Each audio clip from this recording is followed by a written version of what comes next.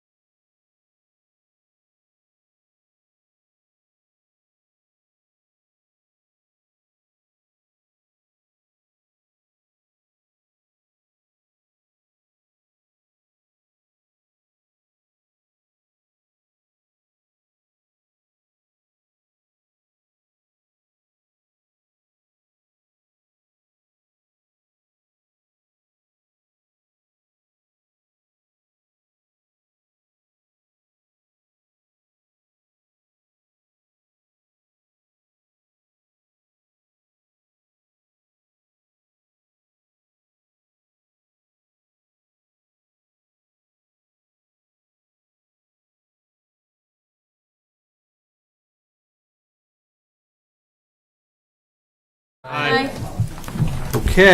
thank you for the your patience, everyone. Regarding executive session, we will be responding within the contractual timeline, which is 5 days. We are working with council to draft a response outlining the committee's position on this. So, that is our response. All right, starting with approval of minutes. Motion to 10, approve 10, 10-10. Second. All in favor? Aye. Any opposed? Next up is public comment. Do we have anyone that would like to address the committee this time? I think I'm on. All right, if you could just state your name. We still doing addresses or just names? Yes, please. Please. So efficient. Your name and just a street. Thank you, Mr. Chairperson. My name is Chris DeMeo, 45 Robinson Road. I'm delighted to be here. Thank you for the invitation, especially Mr. Mulrennan, who suggested that I appear briefly to recognize and applaud and sing the praises of our Woburn Memorial High School Embrace Club. The Embrace Club has been absolutely extraordinary working with me and my group, which is Know Your Neighbor Woburn, in hosting, producing, developing community-based events around multicultural community building. And I'm so thrilled to be here briefly to applaud them and to sing their praises. And I'm going to recognize some of their student leaders, if you'll allow me. Their senior student leaders right now are Rani Amin, who is here, Taylor Berg, Saramia Brisa, Insaf Mrabet, Saba Abu Hassan, and the junior leaders are Jacoby Altman, Mohudin, and Sebastian Aro, who is here also tonight. This is an extraordinary group of students dedicated to growing social and racial justice programs, community engagement, activities around inclusion and diversity, not only at Woburn High School, but in the larger community. And I'm here to report they are doing some really wonderful work. I also want to recognize their faculty advisor, Ms. Amy Cardoso, who is here tonight. Do you have a couple of comments to add, Amy? Because I know you're always bragging about these amazing students. I have told them all, members of the school committee, if they didn't have parents who loved them so much, I would adopt them all. They're just amazing students. And they stand in their truth. They're speaking truth to power in healthy and articulate ways. And I hope you're all listening as much as I am. If we could just have it, because it's still citizens participation, if everyone could state their name and address. And there is something that you just handed? Yes. Do I have a motion to accept? Or I don't know. Motion to accept the documentation to Gene. Just do that to Gene. Second? All in favor? Aye. Good evening, everyone. Amy Cardoso, 29 Arlington Road. As all of you know, I'm an English teacher at Woburn Memorial High School, and I am fortunate enough to be the advisor to the WMHS Embrace Club. The information that you have in front of you is our club description. It has our mission statement of what the club is all about, what is important to the students, and that we're inviting and welcoming to all students at WMHS, regardless of race, ethnicity, religion, gender identity, sexuality, ability status, political affiliation. We accept everybody. And we have the names of the student leaders on there, which change every year. I have two wonderful club members with me right now, Ronnie and Sebastian. And there's information about our meeting dates as well. You're all invited to any of our meetings. Like it says there, our meetings are from 2 to 3 p.m. in the back of the WMHS cafeteria, 2 Wednesdays a month. Those are the particular Wednesdays we'll be meeting this school year. And I'm proud to just recognize these kids and recognize piggyback on what Mr. DeMeo said, which is the purpose of this club when it was founded back in 2018 was to be a safe space for students in typically marginalized groups. So I started out with a group of non-white students of color. We've grown significantly, and we are, like I said, welcome and open to everybody, but a safe space for students to have challenging discussions about things that maybe don't come up in their classrooms.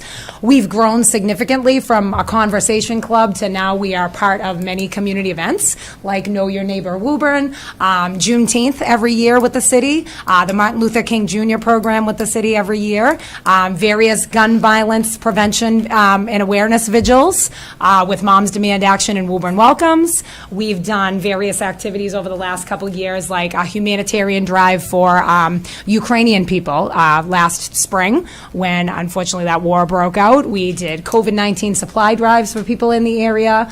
We do a lot to raise awareness around race and heritage and just being proud of who you are, regardless of who you are at Woburn Memorial High School.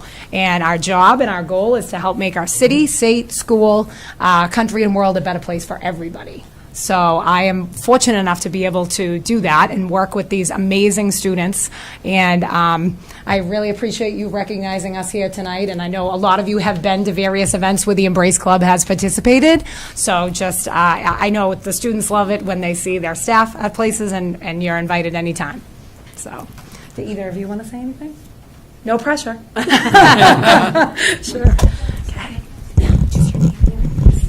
My name is Ronnie Amin. My address is 14A Topman Drive.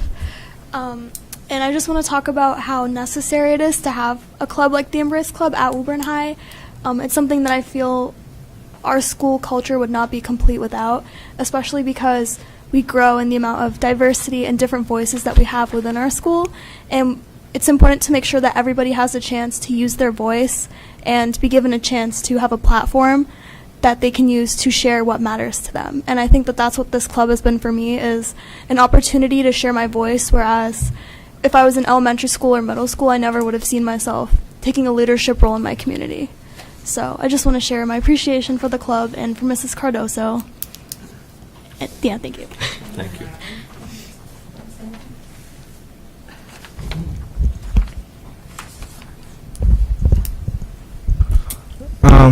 My name is Sebastian Haro. My address is 3 Floyd Street. I just joined Embrace Club this year, but I've already seen how much Embrace Club has benefited Woburn and the state as a whole. I've joined other groups before, like in middle school. I was in Spectrum Club, but we never did anything much. We had discussions and it was a safe space, but we never did much. In Embrace Club, we actually have change in the community, and I think that's something I really admire about Embrace Club, and I think I will stick with Embrace Club for my 4 years of my high school experience, and I'm so happy to be here with Ronnie and with Ms. Cardoso, and thank you all. Thank you. Thank you. Thank you all very much. Excellent. Thank you all very much. Oh, our next multicultural event is the holiday celebration coming up in December, and I can tell you these students will be at center stage again, as they have been in the last 4 events. Thank you all very much. Thank you. Is there anyone else that would like to address the committee from the public? Seeing none, move on to, Chuck's here. Oh, Chuck is here. City Council Liaison to School Committee, Mr. Charles Viola. Sorry, Chuck, I didn't see you in the corner. Do you have anything, no comments tonight? All right, thank you. Thanks for being here. Also tonight, we have student representative to the school committee, Brandon, here at the end. Oh, am I? You're on. You're on. All you. Fall sports are starting to wrap up, and football has their senior night on Friday against Arlington at 6 o'clock. The boys soccer team recently had their senior night, and the girls soccer team has their senior night against Belmont tonight. There is an advisory scheduled for Friday, 10/27 for Survive the Drive Learn. Annual Blue Out and Safety Pledge. There is also a fan and cheerleader Blue Out at that night's home football game. Learn asks members to pledge to a pre-plan, which is, or can I have water? No water? Thanks. Yeah. Grab the mic too, Brandon.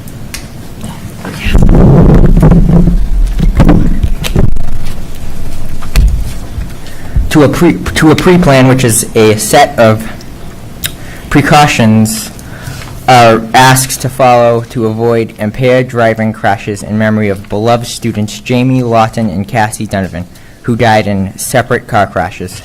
Special thanks to the Woburn Stoneham Elks for a generous donation to Meg Staff, our athletic trainer, and Mark Staff of Staff Design for the new shirt logo, and to Impress and Graphics for printing shirts. The National Honor Society induction ceremony is Wednesday night from 6 to 9 in the auditorium.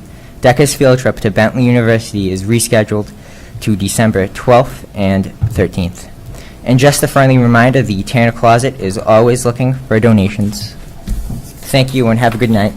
Great, thank you. Have any questions? Is he hanging out? Is he staying? Oh, all right, we're good. All right, thank you very much. Next up is reports and presentations of the superintendent and staff, starting with nothing out of order, right? Good to go? Library update, Kristen Slagmolen, please. Sure, so this was a request at one of the previous meetings, so Ms. Slagmolen is here to talk about elementary libraries. I'm going to stay over here so I can also see the screen. Is that okay? Hi, everybody. For those of you that don't know who I am, my name's Kristen Slagmolen, and I'm one of the library media specialists at the elementary level. And my partner here is Beth McElhenney. I'm not going to list the schools that we're at. I'm sure you guys can read them, but we cover all of the elementary schools. So I have a lot of slides, but I promise I'm not going to talk about them a lot. So I kind of set up the slides so that I could show you some of the book titles that the kids are kind of getting to see from last year, and some will be this year as well. And then the second slide, and I'll tell you when to switch it, is more about the computer base. So as most of you know, we switched the title from just library to library media specialist. So with that title switch, it also means that we're doing more computer-based skills in library, which the kids are loving. I tend to, with the younger kids, I still, of course, want to keep that love of reading for all the kids. So with the younger students, we try to do more book-based activities, and with our older students, we tend to gravitate more towards the technology-based. But see, these are some of the titles for our K-1, and then you can go to the next. I don't know who has the slides. Who is it? Oh, it's you. Thanks, Mr. Crowley. Beep or something. I'll just whack it. How about that? So these characters at the top are who the younger kids recognize. They're called the digital citizens, and they are all different characters that represent different parts of being on the computer. So they all have a different reason for what they look like and what they do. And with the younger students, it's more about songs and videos and conversation.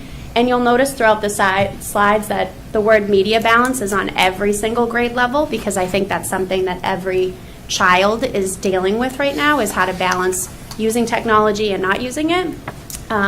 So with the younger students, there's more of these characters and talking about how do we pause when we're online, and our media balance as far as like how are you using the computer or a tablet or whatever it may be. So with our like middle-aged students, again, they're also seeing a variety of texts, and we try rather, to make sure that we're exposing them to a variety of diverse books and also a diverse authors. So these are just some of the books, and as I mentioned before, a lot of the activities are based from these different books. Oh, you got it. I anticipated. You anticipated it. Nice job. So again, the media balance is there, but with my second and third graders, we tend to focus a little bit more on computer things like password protection, private and personal information, what's the difference, what should you be sharing, what should you not be sharing, and coding is the crowd pleaser. All of the kids love to use coding, and the program that we tend to gravitate towards is Hour of Code, if anyone's ever heard of that before. So again, just some more books. Something that I try to tell my 4th and 5th graders is they really don't tend to gravitate towards picture books because they think that they're meant for little kids. So exposing them to books that I'm like, these are meant for 4th and 5th graders. The vocabulary is higher, the content is a bit deeper. So they really get a kick out of it. When I tell them that I love this book, it tends to help, because they're like, oh, she thinks it's cool, then it must be fun. And they're really, really funny books and inspiring books. So it's cool to read all those. And then with the older students, they get into a bit more depth with the computer. One of the favorite lessons that we did last year was actually talking about clickbait. They found it so fun to learn what that was, and then they actually got to make their own version of a clickbait article. So it was pretty cool because they had to find an appropriate picture, they had to figure out what a title might be that would grab the reader's attention. So with the older students, it's a bit more creativity.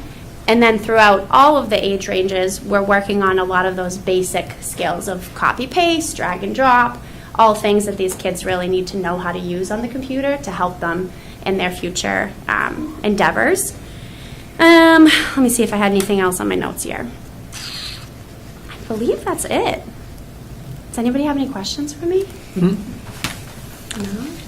Dr. Wells. Hi, thank you. Thank you for coming. So, couple of questions. One is, how do you integrate what's happening in the classroom with what you're doing in library science? Yeah. So I feel really fortunate that prior to getting this position, I was a 3rd, 4th, and 5th grade teacher. And then after that, I actually was one of the interventionists for the district. So I have a solid knowledge, as well as Mrs. McElhenney has been in this position for a really long time as well. So we tend to try to see like what the standards are in the classroom and touch upon them, but not overuse them either, because we don't want the kids to be bored by something that we're teaching. So one of the examples would be like with that clickbait article. One of the topics they have to do in 4th grade is research. And so once they learn those research skills, which is another thing that we kind of teach, is how do we actually research appropriately, and what are some good questions to ask, as well as how do you find a picture using copyright, all of these different things. So we kind of look at the standards and then base our lessons on that, as well as the library and computer standards too. And another question, how do you monitor book usage so that you know these books are getting used a lot, these ones aren't, we have limited space, we have to always add new books, and how do we determine what? Yeah, so Access It, which is the program that we use at most of the elementary schools now, it actually tracks which books are being taken out and which ones are not. And there's all sorts of graphs and data that we can look at, so that when we go to order new books, we can see what we need to order, because this is what kids are asking for, or these are the books that are being taken out the most, so maybe we should get more of that type of book, which is very helpful. Yeah. And then, final question is, this might be more to the administration, how do we integrate what you're doing with what's happening at the middle school library program and the high school library program? I know we talk about, with math, having cohesion throughout the process. Is there something happening that might be more directed towards the administration? Sure. I think that what you see is, as the students get older, is that it starts to separate a little bit. So we're looking at kind of like the book selection portion kind of lives within the ELA classroom, and then we kind of look at the computer science component that lives with our engineering and design educators. And so that's really where the progression goes. And then through the high school, we offer computer science. But are there like certain skills so that we know everybody going through K should have certain skills, library skills, and it progresses up? Sure. Well, we're really looking at the digital literacy standards, which again, those really exist within the kind of with the ELA teacher, and then also with the engineering and design. I'm looking if you have anything else. Yeah, no, I think our focus has been on the digital literacy and computer science standards, which can be covered in multiple, in the general ed classroom as well. We're trying to take advantage of the fact that at the elementary level we do have these classes, and so there's reliability. We know the kids are going to be here, so we try to target the standards that are most important to create consistency, so that classroom level teachers can know that some of these research skills are being addressed. And so there, it's definitely been a shift towards trying to create a more consistent curriculum over the last couple of years, and creating time in the schedule so that the elementary library folks have time to co-plan and work together, because that was something that didn't always line up. So we've been a lot more purposeful about that, and it's resulting in more consistency of what kids are being exposed to at these different levels through their specialist time with library at the elementary, which has been I think, very helpful, not only for classroom teachers, but also for the library teachers themselves to know what kids had done in the prior year so that they can build upon. So it's been a lot more thought put into and collaboration happening so that there's more consistency across the schools, which I think is really helpful. And again, addressing these digital citizenship skills, which we know are important. There's some really great content that we've been able to source through Common Sense Media, which has a very good reputation, super age appropriate, and helps us to target, aspects of that are developmentally appropriate and engaging for kids. And then finally, I don't know whether you're exposing your students to the fact that we do have a great library system in the city of Woburn. Yes. To supplement what you're doing. Yes. I actually just had that conversation with almost all of my classes because of the books that we happen to be reading. It talked about a library card. Yep. And a lot of my younger kids were like, we don't use that in school. And I was like, well, we don't use it here, but at the Woburn Public Library, and we talked all about all the programs, and it was a really great conversation. Okay, thank you. Yeah. Thank you, Mr. Chairman. Sid. Well, I just want to say I think this is great, and if moms and dads at home that are listening and grandparents, wonderful ideas for Christmas and holiday gifts for kids to promote their learning at home also. So I think this is Definitely. awesome. So, Yeah. and I was going to do the library question, but John took that one also. Yeah. So we're all Yeah. set. There's only a couple more times. Yeah. And something that Beth and I are trying to do too is if we are sending home, like if the kids are doing work with us, we always try to put a picture of the book in the corner of the worksheet so that when they do bring it home, parents can have that conversation of like, what was this book about? What did you do in library? That's great. Which I hope is helping. So we'll see. Great, thank you. Yeah. Ms. Crowley. I'm really excited to have you here tonight. This is so, it's just a cool update. Yeah, good. I'm to hear glad. about. I was just wondering, when kids come to library, what are they most excited about? What they can't wait to learn about? These days? It kind of depends on the grade level, honestly. Because we've started using Chromebooks so much more, the older kids are always like, can we use the Chromebooks? But it's also really cool because when we don't, they're just as excited to read a story. So the younger kids just want to get their hands on as many books as they can, which I love. They're so excited to read. But I think they also are enjoying the books. Like Beth and I really make a strong effort to try to find books that are not being read in the classroom or books that are just a little bit different. We kind of have that freedom where we can expose these kids to these really awesome stories that they didn't even know existed. So coding is a really popular one for the older kids. They love that. Google Slides is something that I use all the time, and it's so great because the kids are learning how to use it. They're learning how to make different slides. As the year goes on in 4th and 5th grade, they actually make their own slideshows. So the older kids tend to gravitate towards the computer things, and then the younger students are just excited to see what book we're going to read today. Well, that's great because we have a literacy plan. Yes, exactly. And in transition. Yes, exactly. Thank you. I really appreciate it. It's Yeah, a great of update. course. Yeah, so excited. And anybody's welcome to come to a library class if they want. Come join. You can be a special reader. Kids would love it. Ms. Phillips. Just one quick question. So what kind of supports are you able to offer in the library for newcomer students, for students who are learning English? So with Common Sense Media, which is wonderful, they actually offer a lot of the slides and the songs are also in Spanish, which has been very helpful for a lot of the new students that we've been having.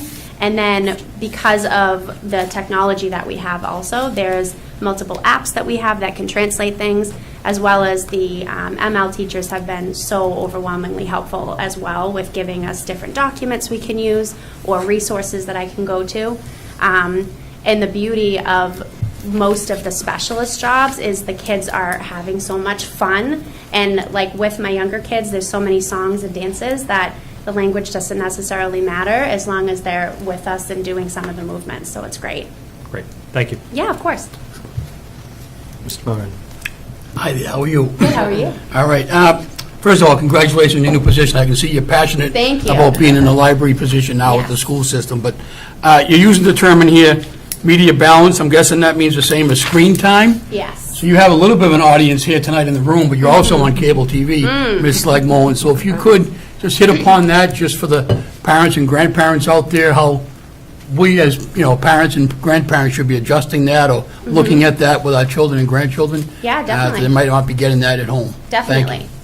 So I always start off with the students saying, I am not saying you should not use technology, because I start the conversation and kids are like, but I love video games. I'm like, I'm not saying you can't play them. But it's basically just having that balance of, yes, it's okay to use this technology, but it's also okay to take a break from it. And we talk a lot about feelings too, and how sometimes when you're on a device for too long, whether it's a video game or TV or a tablet, you start to get frustrated if you're losing in the game, and that's not good for your health. And I actually have been in contact with the health teachers too, because I think this is something that can beautifully overlap with a healthy lifestyle. And I've had a lot of students say that too, like we're talking about media balance, and they're like, oh, we talk about this in health. I'm like, yes, I love it. So it's not that we can't use technology, it's just a matter of finding when you should be using it and when you shouldn't. And also for parents to recognize it too. I tell kids all the time, our parents and me as well, I tell them, like, I use my phone all the time, and it's healthy to take a break from it. So setting the example of we need to put our phones away or our tablets or whatever it may be is kind of the message that I'm getting across. But I will say that I'm seeing kind of a change around in that, which is good. A lot of students, when I ask them, like, if you could have a perfect day, what would it look like? It's kind of transitioning from like video games all day to playing outside with my friends, maybe watching TV. So it's definitely a good thing. I mean, they could be lying to me, but I think we're on the upswing with the media balance, which is great. Great. Thank you for that update. Appreciate it. All right, that was great, and I have no other questions, I don't think, right? We're good? All right. Good. Thank you very much. Thank you. Awesome. Next up, we have Comprehensive Literacy Update, Krista Maloney, and Natasha Bach, Carrie Moynihan, and Colleen O'Melia. So 2 of our members have fallen out this week, so we are in half. And I have to sub in, I'm sorry. I was very excited to have you not hear me this evening. But I am off the bench for 2 of our members who, unfortunately, the fall cold has officially gathered. But they'll be here the next time. Yes. Alrighty. So, as I said, we had shared out the kind of overview of the creation of the plan, I think a few meetings ago, but understanding that it was very big and there was a lot to it, we had talked about breaking it up over multiple meetings and being able to kind of dive into different sections a little bit at a time. And so I was very excited because I was going to bring you members who had done those parts to share it out. So I have some of them with me this evening. But we are going to tonight just talk about the first 2 sections, which was our literacy leadership section and our assessment and data. And so I have Ms. Maloney, the principal of the Harold Lyman, and Ms. O'Melia, a 2nd grade teacher at the Harold Lyman. And we're just going to go through a little bit. I'm going to make my sections a little bit shorter now. So as we know with the plan, we are really looking at closing the gap around literacy instruction with the ultimate goal of having 80% of our students reading on our 3rd grade level by the end of 3rd grade. And so when we think about this, we really talk about the different systems and structures that are in place. And one of the big things that we talk about is that in order to really kind of do the work, you really need everyone to be working together, which is why I talk about it, and then principals talk about it, and teachers talk about it, and hopefully there's really a through line in which you can see that it really can't happen in one space alone, and that's really what the work looks like. So the first section of the plan talks about literacy leadership, which is talking about our building leaders, and this section is really important because I think it highlights that this plan is really for everybody and that everybody is learning. And so this really talks about what learning is happening at the district level, and then also the focus of the learning of our building administrators. And I think that one of the biggest pieces that we took away in the very beginning of the creation of the plan was that our elementary principals needed to not only kind of what the goal was, but to really understand foundational reading skills themselves. And I think that Ms. Mullen will be able to really highlight kind of why that matters. And so the kind of beginning of the plan was really about the professional learning that our elementary principals did. And then our kind of focus for this year is really kind of taking that to the next phase. And so we really, again, Ms. William will go into kind of what it looked like as a building principal, and then kind of what that will look like for kind of her goals moving forward. And I think a big piece of this work is that it's not only about kind of them being kind of viewed as the literacy leader, but also knowing that kind of this plan is really holding us all accountable, from myself to building leaders to teachers. I'm up. And I'm up. Okay, so very true. We have 7 elementary principals in Woburn, and there's only one of us who has experience in early literacy, and it's not me. So I feel like it gives me extra credibility to be up here. I taught 4th, 5th, and 6th grade before becoming principal. So on the first slide here, this is the cycle that we follow, starting with assessing, analyzing, planning, and monitoring. And we kind of go through this cycle multiple times throughout the year. You can see in data cycle 1, it's between 8 and 10 weeks. So this starts with us administering the DIBELS early literacy screener. We meet to interpret those results, and we plan our instruction. We deliver that instruction in targeted groups, and then do a dipstick for progress monitoring. So is what we're doing actually working or not? And then we can shift gears mid-cycle. So, and we continue this through until we do our middle of the year DIBELS assessment, and then same thing for end of the year. Next slide. Okay, this has followed a gradual release of responsibility from the content specialist to the elementary principals. So we went from a content specialist running all of these meetings until last spring, principals running 100% of the meeting.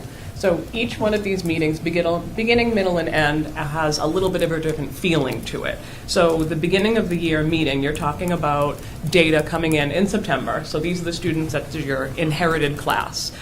We talk a lot about at this meeting about our targeted groups and what resources we have available. And one thing that I heard from all teachers that were a part of these meetings were that they were so excited to have so much information about the kids in front of them so early in the year. And they were also blown away by the amount of people who were at the table talking about these students. So I'll show you a slide in a couple minutes on what it looks like, the actual picture of these meetings, but there's many stakeholders that are at the table that have different perspectives and different areas of expertise and are able to talk about what they're specifically working on with their targeted groups. When we get to the middle of the year meetings, this is when the vulnerability increases a little bit, because now it's whatever we planned in September, October, once we're starting to actually do this work. So is this working or is it not? So we're investigating pockets of what's working and what needs to change at this point. And then our end of the year meetings, again, this is high vulnerability because we have a lot of our teachers that tie the DIBELS results to their educator goals, their student learning goals and professional practice goals. I call this one the goosebumps meeting because we sit and look at this data from where the student was in the beginning of the year and how they came into that grade level, and to see how much growth that they've made throughout the year. We really take a moment to, more than a moment, we really take a lot of time to celebrate the growth and celebrate individual students. And then what we're able to do is look and see pockets of what worked for specific groups. And when we're making these targeted groups, we're taking a look at not just the DIBELS overview, not just the composite score, but we're diving into the subtests. So we're able to see in this fluency group, what was the tool that we used for these kids to make so much gains in their reading instruction that year. Next slide. So this is a picture of what a benchmark meeting looks like and who's at the table. And more importantly, what's at the table. We always have snacks and drinks, which is a motivator for all. But here, you'll also notice in this list of attendees at these meetings, some of these jobs didn't exist 4 or 5 years ago. And as Mrs. Young was just talking about, this has to work in concert. So this is really a true testament to the district strategic plan in action. We have content specialists here, reading specialists, multilingual learners, staff, interventionists, paraprofessionals in all of these roles that are all at the table because they're doing the work. And so it's really nice for the general ed teacher, like Ms. O'Melia, to sit and hear from the special ed teacher. When I have this group in my classroom, this is what we're working on. It lets Colleen know, okay, when they come back into my room after, I don't have to do the same thing, or I can double up and do the same thing. Next slide. One thing we noticed early on when we were doing the learning walks was that our schedule didn't necessarily match up, and it wasn't the best use of time to make these structured literacy routine groups. And so I joke with Mrs. Young because she knows I'm very action-oriented. So when I saw my schedule didn't work last year, and I was like, okay, give me a whiteboard, give me some highlighters and Post-its, I'll have this fixed in 2 hours. But it really ended up being a blessing in disguise because it gave us the grace that we needed as we were getting these groups up and running last year, that I was able to say to my teachers, like, I know what I'm asking you to do is different, and for a lot of our veteran teachers, I know the way that I'm asking you to teach reading is different and something that you may not have done before, but having us all in that learning mode and having it not be perfect help us all work together. So this is an example up on the screen here of a first and second grade schedule on a day that we have WIN. So every elementary school has WIN 3 days a week. And what you'll notice here is that the WIN block is 45 minutes, and then it's immediately followed by a structured literacy routine. So if you go to the next slide, I can tell you what happens in each one of these groups. So depending on how the students score in their DIBELS benchmark assessment, they're categorized in their composite scores into 4 different colors. So they have blue for above benchmark, green is your on benchmark or your core instruction, yellow is strategic, and red is intensive. So when you look in the WIN column, this is what's happening for this, let's say, second grade class during WIN block. The gen ed teacher has the students who are scoring in blue and green. They're at and above students. And they have those students in their classroom in different groups, and the teacher is able to rotate around. Because one thing that we noticed was that we were still seeing students that are in green and blue getting ambitious growth scores, and it was because they had that small group instruction with their teacher. Students who are at grade level and above grade level still deserve to have that small group time too. During WIN block, students that are scoring in yellow and red, so your intensive and strategic, whether it's in their subtests for phonics or for fluency, they're working with a reading specialist, a content specialist, or if they're in the red group here, usually this is our special ed population or our ML population, and they're receiving their C grid out of classroom services at this time. When you're in SLR, the structured literacy routine immediately following, all your students are back in your classroom. So now it's the whole crew all together. But at this time, because you've worked with your core and your above benchmark students already in a small group, these kids can now work independently. So they're doing their response to reading, they're doing their comprehension questions, and this allows the classroom teacher to be able to work in another small group with students that are working on their phonics, their fluency, and students that need intensive support. In addition to that, this year, what we were able to do is use our part-time interventionists to push into classrooms at this time, and then set up the special ed schedule so that students are receiving their B grid services, their in-class services during this time. So it's not just the classroom teacher that's in there, every classroom teacher has an additional support person in their room. Okay, and now, my pioneer at Harold Wyman of the structured literacy routine, Miss O'Melia. You covered so much of it. Okay, so the DIBELS, this is just a snapshot of what it would look like if I were studying the data. So this is a beginning to middle of the year data spreadsheet here. For forming the groups at our data team meetings, we're really looking for pockets of skill deficits. So you might see a student that's mostly blue but with pockets of red, or mostly green but with pockets of yellow. So we're looking not just at that composite score but at their specific skill deficits in order to group them for specifically what they need. And at this meeting, which Ms. Moloney talked about, it just feels really nice that we're all in on this together, so it doesn't feel, at that middle of year and end of year meeting, it doesn't feel like it's falling all on my shoulders. It feels feels like it's all of us working together. We all know these students. We all know what they're working on and what their strengths are and what their weaknesses are, and we feel like we're just a team effort working to close the gap. Next slide. So when we look at that data and start to put the students in groups, we have 5 groups on our mind. So we have the foundational skills group, which is the intensive group. We have the phonics group. The colors don't necessarily align here, but we have the phonics group, which is the strategic, fluency and comprehension, as well as the at or above benchmark group. In my classroom, the foundational skills group and the phonics group leave my room for WIN, and the fluency, comprehension, and then the final at or above benchmark group, they are still in my classroom. Because although students might be at or above benchmark in composite, they might still have pockets of that yellow where they're working on their fluency or they're working on comprehension with me during our structured literacy routines. And to kind of get an idea of what that looks like on a day-to-day basis, in my classroom, we have our sample weekly schedule here. So Monday, Tuesday, and Wednesday are the days that we have WIN. So those days are the red and yellow students. The strategic and intensive students are leaving my room to begin the literacy block.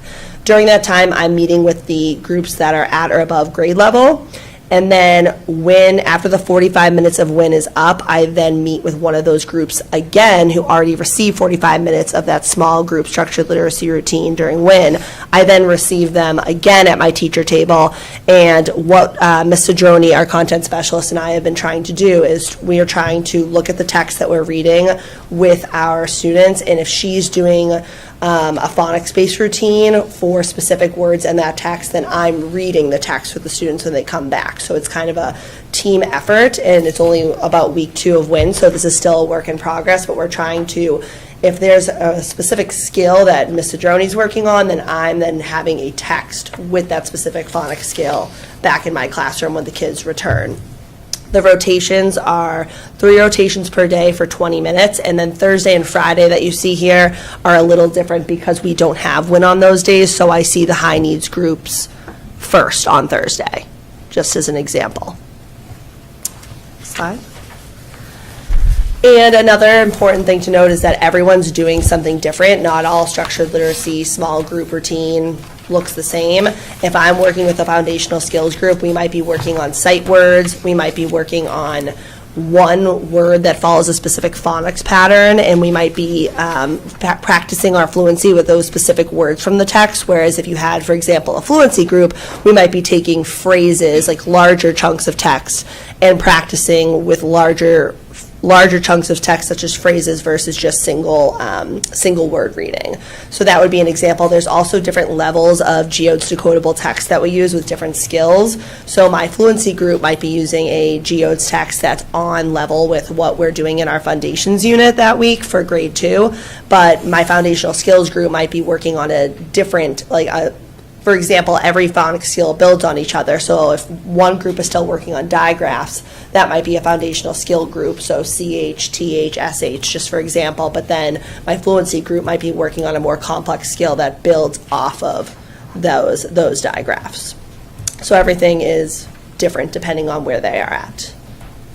And then lastly, just when I'm new to this. I'm new to the structured literacy routine, and last year was my first year really taking it under my wing, and I have student A here and student B with similar profiles. Student A was in my room from the 2021 to 2022 year, where I did not do any structured literacy routines. I did not use decodable text. Again, this was all very new to me.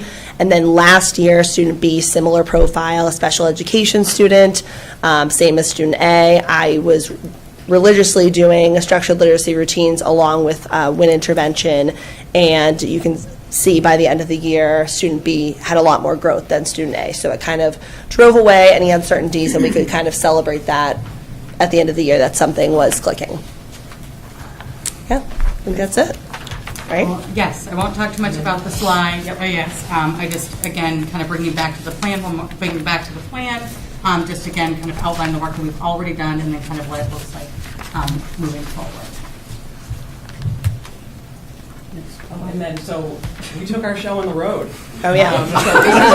This is our Woburn I was team. just saying, we cut this thing down in like. Yes. Yeah. So, as you know, we've consulted with Crafting Minds and Dr. Melissa Orkin to work with us on creating the structured literacy, the comprehensive literacy plan.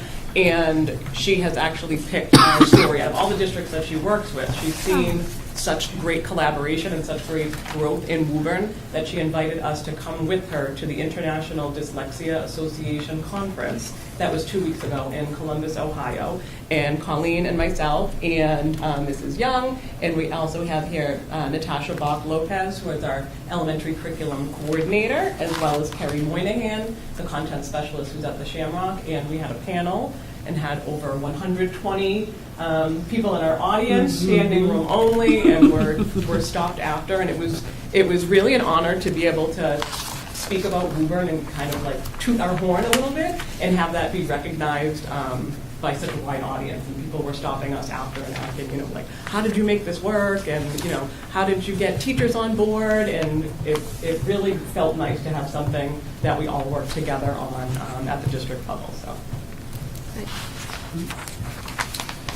And then just a preview of what we'll be doing next. And then the last slide, again, we'll be pushing this out on the website. We're going to take the show even further on the road. We're looking to do some slightly after drop-off. We've been talking about kind of ways that we can be kind of sharing this more, answering more questions, because again, I think there's a lot to this. And so we'll be, myself and Ms. Ryan will be doing slightly after drop-off. So our hope is that we picked 3 buildings that were easy. For example, if the Goodyear, anyone from the Goodyear would like to join the Shamrock and kind of the spots in town, then we'll also be doing a virtual evening on November 15th, and we'll record that and share that. So our hope is to reach as many people as possible. Awesome. Yes. Excellent. Scrap. I'm just like so blown away. Like I think I need a wind block to understand and digest all the information. But this is just, you've just been doing incredible work. I am just so shocked by, I'm not shocked, I'm very proud of student B, the progress that was made by doing structured literacy. And I guess my other thought is that this is so outcome-based and so data-driven, but it's also very positive because you get to see progress. You had your goosebumps moment. Yes, in multiple areas. And so it's just so positive and bringing all the people together that are working for students. And the Harold Wyman's a big school, so it's just very impressive. We have this year, so our 3rd grade class, the average of students who are on or above grade level in reading is 72%. So we're so close to being at that 82, at that 80% mark. I just, just congratulations. This is just fantastic. And when I tell people about the literacy plan, now I have this to try to explain to people, the exciting things that are happening. So, great job. What's that? Dr. Wells. So, just so I understand a little bit. So I understand you do the DIVLs at the beginning, at the end. How do you monitor progress during the year? Like for the different things you're trying to teach? You talked about different sound categories and things like that. How do you monitor that progress? Yeah, so we have our foundations units that we follow, so we do have unit tests as well. And then if students are in strategic or intensive, they go to WIN and have progress monitoring with their WIN teacher, which is also through DIVLs, but just, it's not a benchmark. It's just a progress monitoring. Yes. Good. And then what's the transition time for a student? Like, do you have to wait for the end of the year until you move up, or can you move up? Is it a fluid system that they can move up? Yeah, that's the beauty of it. It's fluid, and we have that cycle. So that slide that we showed that has, give the DIVLs assessment. Yeah. We analyze that data, we make the groups, and then we do progress monitoring for any students who are in yellow or red to see if what we're doing is working or not. And if it's not, we change it up. We do the middle of the year benchmark assessment, same thing, midway cycle, and then do the end of the year. So it's a constant assessing and kind of dipsticking to see what the progress is, and then changing our practice to suit it. Thank you. And I was just looking at one slide, and it's the second slide, and it's to expand the number of grade levels. Yeah. In the first thing, it's fade out support for grades 1 and 2, and could you just explain what that means? Yeah. So we made a kind of a purposeful, part of the plan is really accepting the fact, and I've said this before, that to do it right, we have to kind of put all of the support in the space and then move along. And so the first two grades that we focused on were first and second grade, and the support really meaning like all the building support. So the content specialist, the reading specialist, and so they're really helping kind of get the routines up, kind of get kind of planning down, and then this upcoming school, this current school year, they're still supporting 1 and 2, but not as much as they did last year, and now they're increasing their support heavily to K and 3, and then next year you would see that kind of that support for first and second grade teachers. It's not students, teachers. Kind of phasing a little bit more because now that they're in year 3 of it and the gradual release, there's kind of a lot of this is around like shared ownership, is that they would not need as much support as now you have your in-building kind of coaching focused on supporting your 4th and 5th grade teachers. Yeah, Colleen can grid her students that are asleep now. But do you still have, what I wasn't sure about, do you still have that meeting with all the people? Oh, yes. So you still have that? That's No, the not- support really means like learning how to do it. How to teach. Yes, how to do it. Yeah, Yeah. okay, that makes sense. No, Thank you. these don't go away. Yeah, no, I just wasn't sure, because that seemed to be an integral part. It wasn't clear. Thank you. Yeah. All set? Mr. Lipstick. First of all, I commend you on really an amazing amount of work here, and every time I start to complain that my high school schedule is too complex, I'm going to look at this and find myself doing this. So a couple questions. So the case study that you looked at is I mean, the growth is really clear, and that's really exciting. To what extent are we, in early data? I mean, have we started to gather some of this broadly? Do we have a sense of, are we seeing this kind of shift or shifts like it across the board, or?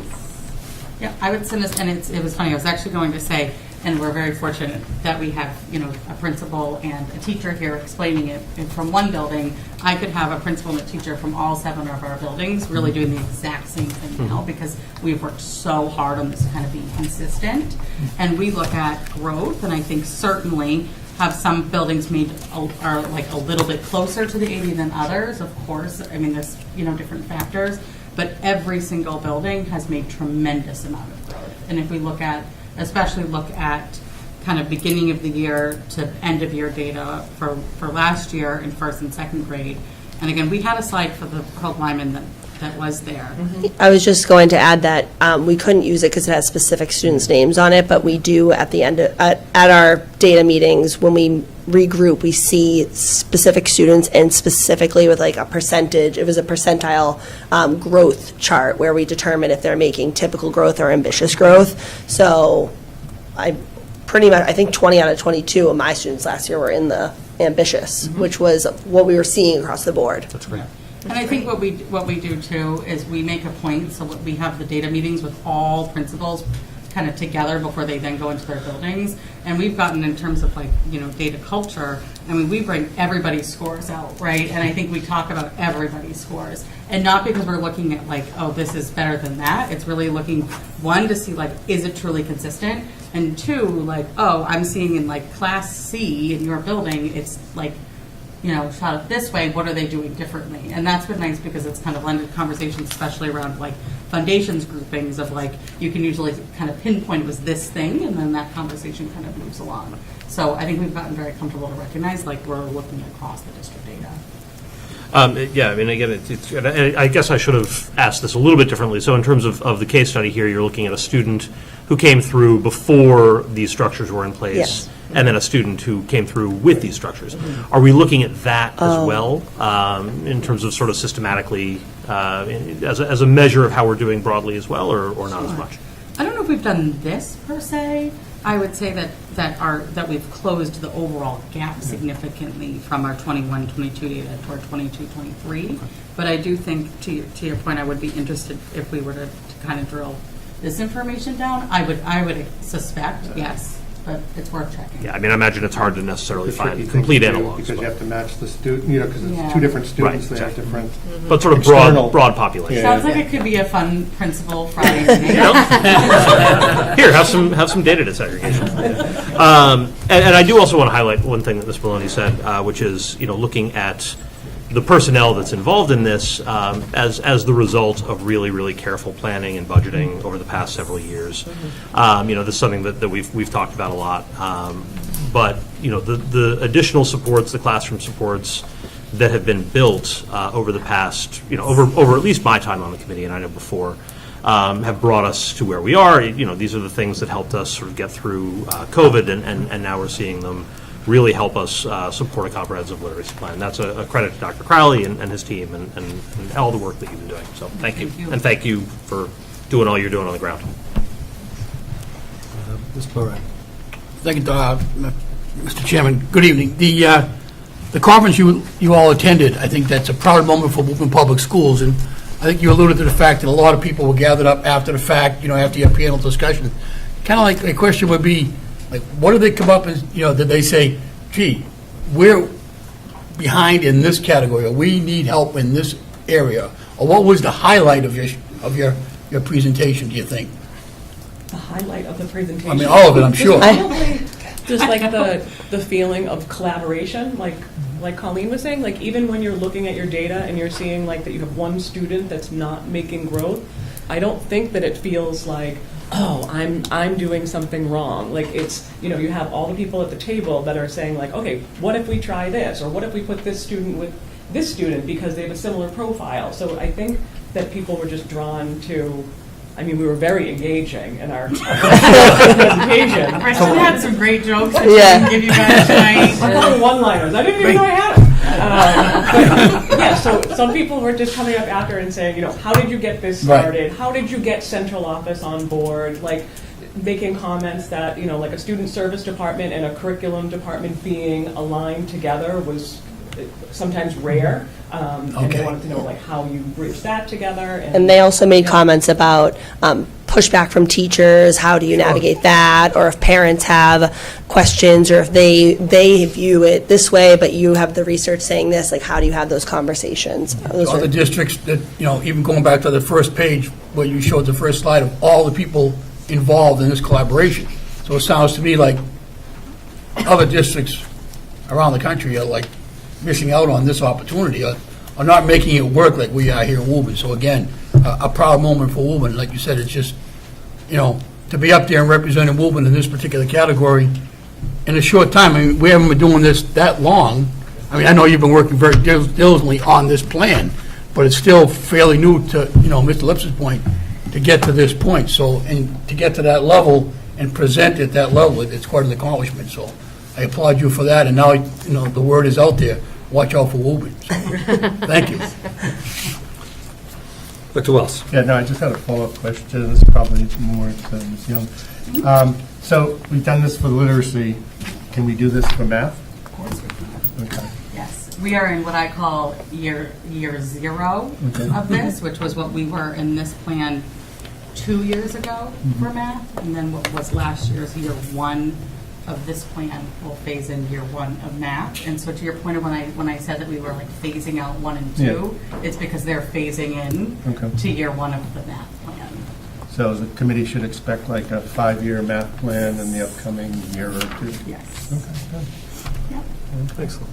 Mrs. Chisholm. Well, what I liked about it, too, is that the students that are at the top are getting a little extra time themselves, too, so it's not just everybody's grouped together and they get to be bored and not do what they want to do, too. So I think this is awesome. Great job. Very proud. Anybody else? We're good? Thank you very much. Mr. Chairman, I just want to make a comment since, I've been the advocate for data forever. But We'll send it to you. But this is No, he can watch the meetings like everybody else. I know I will. Thank you very much. But it shows, when data is used right, it's not just data for data's sake, but data with an outcome. The outcome is to make students better readers and so forth. And so I think, the committee just remember data is good if it's used correctly with the outcome. So you always want to look at what's the outcome you want to use the data for, not just to collect the data to make people happy to present them with data. Gotcha. Courtney, can you talk about the coffees? Yes. I just didn't. Oh. I don't think we touched on that, and that looks amazing. Yes. So again, we're trying things out. I had this conversation at actually my subcommittee in terms of kind of like what are ways that we can kind of, again, I think we know that we're trying to communicate things better, but it's so hard on like, what is the best way to do it? So we're trying this way. And so our hope is to start with some morning options that are for those that either after bus drop-offs or after morning drop-off, right after that, in kind of a few different pockets in the community based off of the schools. And this, again, will be with Ms. Ryan and I, and we're going to just really kind of unpack the plan. We've been talking kind of like different audiences and kind of what about the plan is kind of important for everybody to know, but then like what about the plan is important for families and caregivers to know. And then our hope is to offer, that we'll have the evening option as well virtually, if that's an easier way. And if we need to think of another way, then we'll try another way. But this is our first step through. And these will all be the same presentation? The same presentation. Yes, we're going to be very good at it by November 15th at 6:30 p.m. Thank you. And I apologize, Assistant Superintendent Young, not Courtney. Oh, it's okay. All right.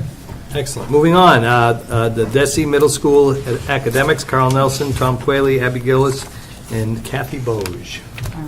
I can start. Sure. Yes. While they're walking. I'm sure they don't mind. So one of the things that we've talked a lot about is kind of what this looks like vertically.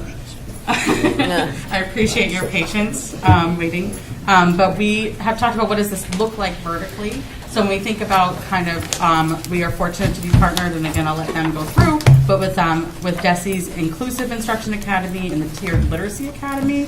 And this is really what the through line looks like from our comprehensive literacy plan at the elementary level to kind of building out this plan now at the middle school. And then this, of course, will then continue on up. So I will let you take it from here. Okay, I can start. And so I'm Kathy, and I have been the point person for the DESI Inclusive Instruction Academy. And first, I'll just talk a little bit about the purpose of our involvement with the Inclusive Instruction Academy. Really, the work is meant to help provide support, professional development for both administrators and teachers, and coaching for the administrators on effective systems, structures, and strategies for really building out inclusive, multi-tiered systems of support at the two middle schools with the overall goal of increasing student outcomes. And this is work that, really, I think, ties in with all three initiatives in our district strategic plan, especially Initiative 2, which talks about the multi-tiered systems of support. A huge focus for the work with Inclusive Academy is on universal design for learning, which you're probably familiar with as an approach to really remove barriers and create equitable access to the learning, to the curriculum for all students across all classes, grade levels, and content areas. And so that's really the tier 1 that we're talking about in the multi-tiered systems of support. There's also a sub-focus on co-teaching, which I think is something we'll get to down the line. But with our involvement over the last couple of months, it's really just been, for now, a heavy focus on the UDL component. Next slide, please. So in terms of our goals and outcomes, like what are we hoping to get out of this work with the Inclusive Academy? It's really about looking to evaluate the impact of the systems drivers that we have in place or that we're looking to have in place, such as use of high quality instructional materials, data systems that we use, frameworks for tiered support, and then also instructional practices and thinking about how that all impacts student outcomes, and then identifying what are our action steps to ensure that students also have access not only to the curriculum but also to deeper learning and effective instruction, and that also ties back to the district strategic plan. We're also working to create systems and structures necessary to really build out our MTSS, and again, with the overall outcome of improving outcomes for all kids. And so in terms of what the work has looked like so far, this summer, Abby and I attended a 2-day state convening kickoff event that was in Marlborough, and that was led by the folks from Novak Education, Katie Novak and Kristen Rodriguez, who our district is working with, and a few other presenters who have partnered with DESI to bring us the Inclusive Academy. We also have been assigned a technical assistance provider. Her name is Jennifer Quinn, and Jen has come out to the Joyce now twice for a site visit, and to the Kennedy once for a site visit, and she's sort of guiding us through the process. Some of the work that we've done with Jen was we created a landscape analysis for each building, which I think we'll talk about a little bit more later, but really just looking at data across the buildings, like demographic data, MCAS scores from last spring, DESE accountability data, access data, really anything we could get our hands on to make observations, and think about the kids in front of us right now and what we're seeing. And during those site visits, aside from looking at the data, we've also just been having conversations about systems and structures that currently exist. We've done walkthroughs to get into various classrooms with a UDL checklist where Jen, our TA provider, has been able to sort of assess, what she's seeing. Of course, it's just a snapshot because they're 10 to 15-minute visits. And then from there, we've worked with Tom and Carl to build out action plans for each school that also have embedded some of the goals that each of them will talk about. And then the other big thing that's come out of this work is a professional development plan, which has included, steps that we're taking to support teachers. So something else we'll get into is some of the professional development that's been provided already this year for teachers around universal design for learning. And then the last thing I'll just hit on is Abby and I, as sort of the 2-point people for the academies, we also have access to ongoing coaching so that we can support this work in the buildings. And so just this morning, we had a 2-hour session around high-quality professional development that was really excellent. So it's been great. So for the tiered literacy academy, a lot of similar items that Kathy had touched upon for the Inclusive Academy. As far as the purpose for this goes, there's the high-quality professional development that Kathy just mentioned. And one of the things that we looked at today in that training was DESE's standards for high-quality professional development and the through lines of thinking about the strategic plan and having those clear objectives for our work with our teachers, which we're going to be actually developing instructional planning meetings that we're going to be starting having every other week in the buildings with our grade level teams. And that's one of the overarching purposes of the tiered literacy is that high quality professional development just doesn't mean early release days. It also means ongoing professional learning opportunities that teachers are getting with the coordinators through these instructional planning meetings. And then the other overarching purpose is the support for the building leaders as well as the coordinators. So our counterparts are also going to be doing this work. We have standing meetings with Ms. Young and the coordinators so that we can be pushing out a streamlined professional learning teams for all of our grade level teams and like same agendas, and so that it's all streamlined and consistent and one department isn't getting something different. It's going to kind of change the system there. So that's the purpose. And as far as the goals and the outcomes, similar to what Kathy talked about, coming up with action steps and strategies specific to deeper learning and instructional practices that are evidence-based in literacy. So while the Inclusive Academy is focusing much more on UDL, we're looking specifically at literacy practices. And again, those will be across the board, not just in ELA and reading classes, but in all the content areas as well. And then the other thing that I know Ms. Crowley is going to be very excited about is the comprehensive literacy plan at the middle school level. And so that's going to be another outcome of this work that we do with the TA. So we have, we were just assigned, her name is Helen. She's going to be our tiered literacy TA, so similar to the work that Jen Quinn is doing. She's going to be coming in. Our first site visit is on Friday. She's going to spend half the day at the Joyce in the morning and then half the day at the Kennedy. Similar walkthroughs, kind of going back into the landscape analysis and looking a little bit more at some of the literacy components that we maybe didn't touch upon with the UDL landscape analysis. So that is some of the goals and the outcomes. And then our work, so Kathy talked about the 2-day kickoff, talked about some of the site visits. Another part of the tiered literacy that is a little bit different is looking at our data tree and coming up with different data points that we can look at. So Kathy touched upon some that we looked at the landscape analysis. We now have the STAR data that we can also look at the middle school level.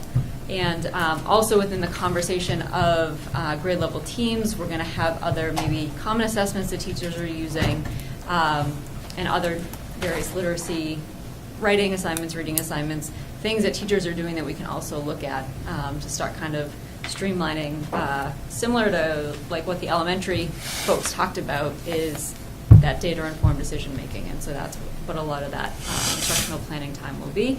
And just the ongoing coaching. So we have coaching both in the inclusive academy and in the tiered literacy that we'll be able to get so that we're supporting the teachers.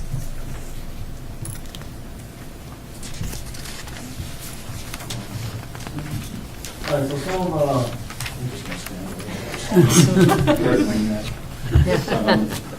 so this is a lot of our demographics. We looked at a lot more than this when we met with Jen a month ago and so forth, but as you can see, we're more diverse than ever. I mean, I was a student here in 1983, and it was a lot different than it is today. And you look at some of our students, we're 56.2% high needs. I think just 5 years ago we were probably under 40%. So our population is changing, and we need to do a lot of this work to make everything equitable and get kids back to where they belong and get them the help they need. A big issue we have is chronic absenteeism. You got some of our numbers there. They're pretty high. That's more than 10% of the school day, so roughly it's 18 absences a year. And you look at some of the rates, it's like we were 17.2%. That was our percent change over the last year, and we're still working on that to get lower. But like the state average was higher than 20, which is crazy.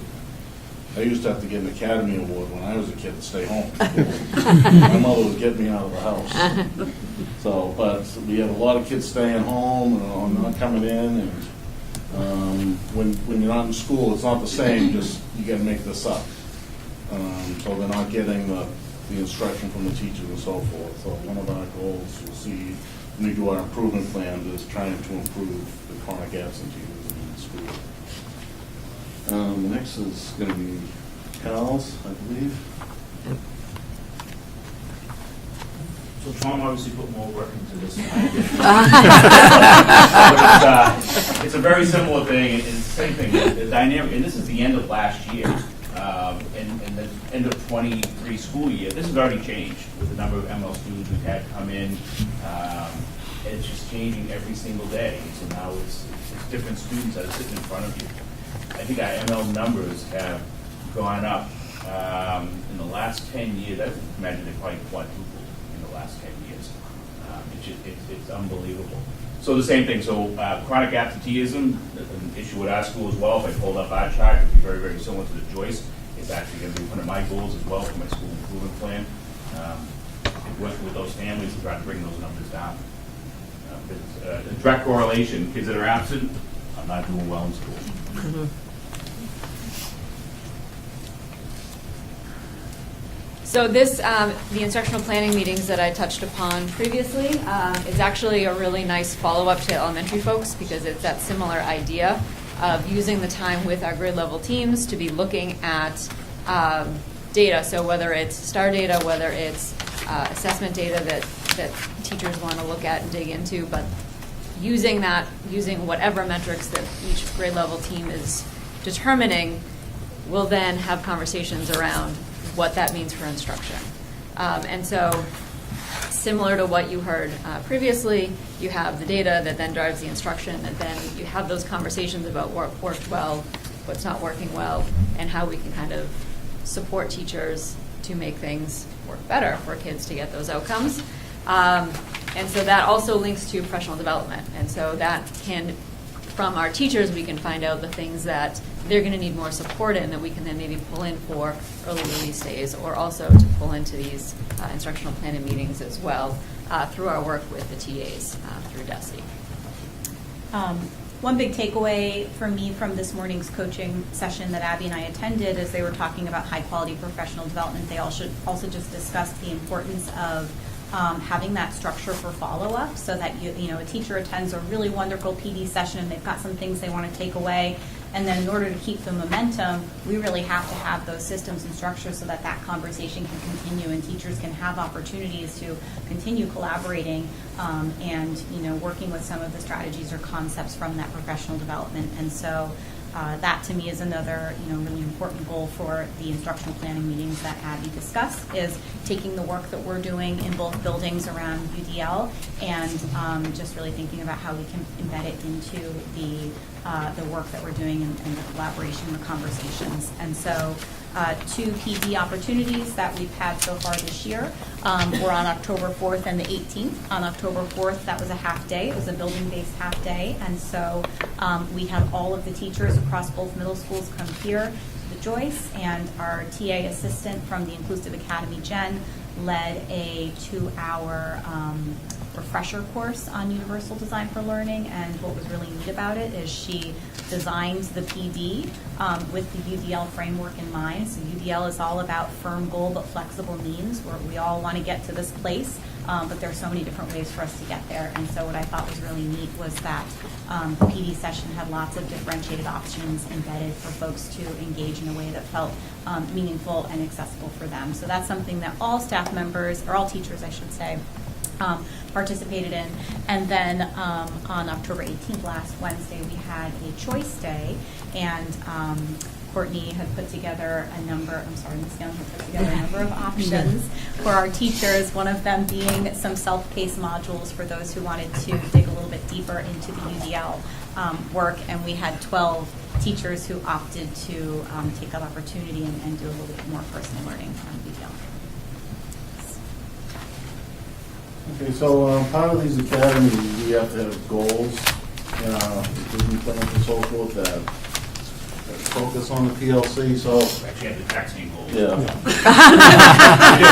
And We do. PLC is the same thing as, maybe just want to specify that, because we didn't use that terminology before. The PLC is professional learning community, it's where the teachers are collaborating and working together. But anyway, when we were looking at our data, like we set our goal, the Kennedy was like maybe 0.4% higher than ours in this reading thing, so the goals actually make sense to kind of do it together. But so one of the most important, we want to improve our reading levels through the use of additional reading skills classes, reading interventionists, as well as the PLCs for data analysis, lesson planning. Will improve our star reading proficiency rate for meeting and exceeding expectations to go from 40% this year at the beginning of the year to at least 50% at the end of the year. And what we use is the STAR assessment. It's brand new this year, so it's kind of year 0. Also, it's the first time we're using it, so the teachers did that probably mid-September, and they'll be doing it again in January, and then once again at the end of the year. And they'll be using some of that data to form during the PLC meetings and so forth. And then we're also using that to help our reading interventionists to work with the students. So the students that are rated urgent intervention, those are the ones that they work with. And the other goal we're using is to create more teacher collaboration and data analysis and lesson plan creation. We'll participate in the Literacy Academy to create professional learning community framework within the Joyce Middle School. So once again, we're going to be doing the professional learning communities, and it's all content area classes. It's not, the literacy part isn't just for the English teachers. And we've stressed in our meetings that it is not just on the English teachers and the reading teachers, it's on all the teachers and so forth. So the first meetings, we're all set to go in another week, and we'll go from there. Do you want to read yours now?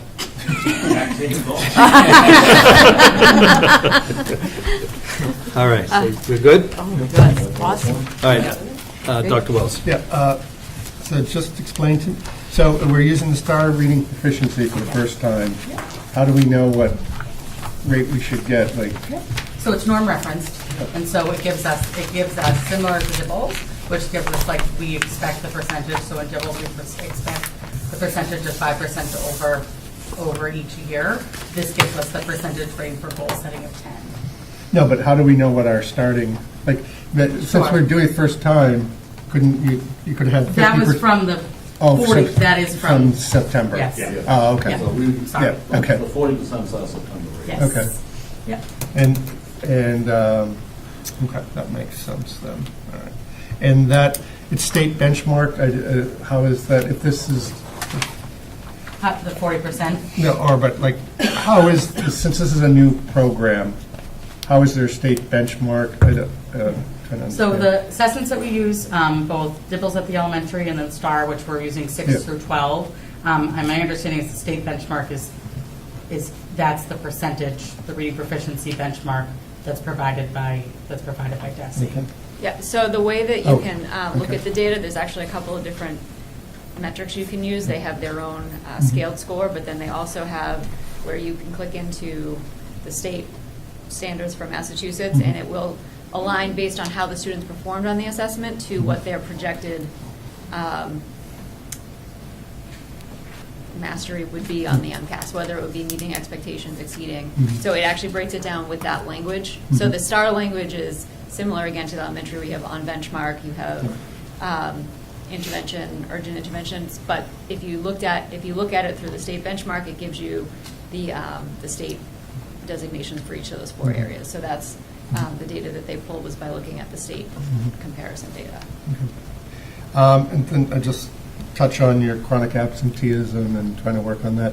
So if you look at it, are those students that are chronically absent, if you were to look at their elementary, if they were in the Woburn school system, would they have been chronically absent at an elementary level, and this is just a continuation, or is this a? Yeah, I think it varies. Okay. I mean, it really does. Sometimes you will see that pattern where it started in elementary school. Other things, maybe something has impacted their life and so on. So I think it does vary a little bit. Okay. And some of the chronic absenteeism, some of it's legit, they have legit, Right. and they don't take into effect whether it's an excused absence Right. from the doctor Yep. or not. It's just, they're absent, they're absent. Mhm. Yeah, especially, when they're changing the rules, guiding families about when somebody's sick, it's, I think, it's hard to judge, if people are being very cautious and stuff, so. Thank you. Any other? I think we're good. Very good. Thank Thank you. you. Very good. Thank you. We'll bring you back. Thank you. Next up is the resolutions of the MASC conference. I'm not sure. I put it on as an agenda item. I don't know if there's any for Yeah. the conference. I thought, Yeah, the major one is trying to guide our representative to meet the wishes of the committee. He's your I know. But, the one controversial one that's on there is about MCAS. Is that the only controversial one? That's the one I thought that was the most controversial. Let's go, John. There was one about school buses and signs and things like that. From an educational perspective, I think the MCAS was the most, revolutionary, maybe I could put it that way, the most revolutionary change to do away with the MCAS, which has been now for my 20-plus years on the school committee, has been a benchmark that we've used to measure progress, to identify weakness and so forth. And, the movement to eliminate it without a replacement is, I think is foolhardy, because if you don't have independent benchmarks, rest assured, people will always try to spin things the best possible way. It's just human nature. They will, not talk about problems. And so I think we've learned as a school committee, specifically, we had, something came out in the MCAS with our high school, and we had to act just, quickly on it. This is before the prior administration. But there was no discussion about this before with the committee. And so I think to not have a system where we could at least independently look at how our students and our program is doing is foolhardy, unless there's some legitimate replacement. And it appears to be this just wants to eliminate, and there's no replacement. I mean, if I may. Yep, Mr. Lipset. I guess I would partially disagree with the characterization. I honestly, I agree. I think that there is a need for some kind of an overarching measure, right? And I'd even agree that I think MCAS served that purpose to a degree. I think, I think we have to look at 93 ed reform in a much wider lens. It was not just MCAS. There was a lot that went into that. And I think a lot of that is what helped see improvement across the state, especially in terms of equity. But at the same time, I mean, I agree. I think we do need some kind of an independent measure. My problem with MCAS is that we are leaning on a deeply imperfect measure, and we're leaning on a deeply imperfect measure that is being very imperfectly applied, right? So for one thing, MCAS is in and of itself, and I think this has been fairly well documented at this point, a relatively inequitable measure of student success, right? Especially when we look broadly, district-wide. What we see is that MCAS basically measures nothing better than a community zip code, a community's bottom line.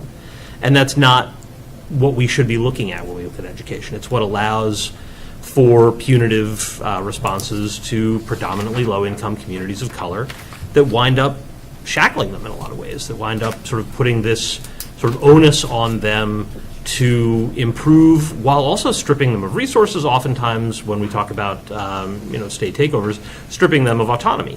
And that's a big problem, right? I mean, I agree that we need some kind of an independent measure. I agree that we need some kind of a way to be able to look at districts on an equal footing and determine where we're falling short and where we're not, right? MCAS isn't it. And in the meantime, it has been, I think, doing a disservice, especially to vulnerable students across the state. I think the graduation requirement, which this resolution targets in particular, right, is an issue because, to me, it doesn't even meet what MCAS was meant to do, right? MCAS was meant to provide, eye in the sky, district-wide accountability, right? What we're doing with it, especially when we talk about the graduation requirement, is in the end targeting and harming individual students, right?